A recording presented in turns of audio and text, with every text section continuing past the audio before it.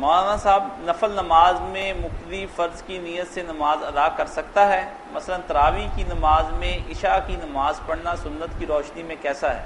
میں نے 2 رکعت تراویح کے ساتھ عشاء کی نماز پڑھی اور اس کے بعد پھر کھڑا ہو گیا،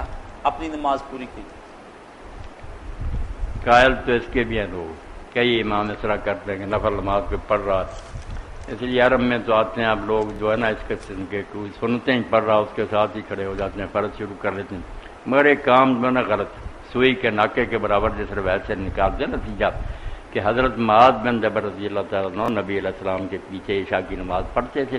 اور پھر جا کر اپنے محلے میں اپنے لوگوں کو نا عشاء کی جماعت کراتے تھے، جہاں پڑھ کر گئے تھے وہاں کراتے، اس کو دلیل بناتے ہیں کہ وہ نفل پڑھتے تھے، نفل کوئی نہیں پڑھتے تھے، لکھا کہ وہی نماز پڑھتے تھے جب پڑھ کر گئے، فرض ہی دوبارہ پڑھتے تھے اور اس وقت فرض 2 بار پڑھنا جائز تھا۔ بعد میں حضور نے کہا کہ ایک نماز 2 بار نہیں پڑھی جاتی، فرض کی نیت سے نفل لگ، تو وہ فرض ہی پڑھ کر گئے تھے، فرض ہی دوبارہ پڑھاتے تھے، فرض کی نیت سے عشاء کی جماعت کراتے تھے، تو کوئی یہ مسئلہ نہیں، بس نفل والا جو نا اپنے لگے نفل پڑھے، فرض والا فرض والے کے پیچھے پڑھے، ضد نہیں کرنی چاہیے، مسئلہ صحیح جو یہی۔ ایک خاتون پوچھتی ہیں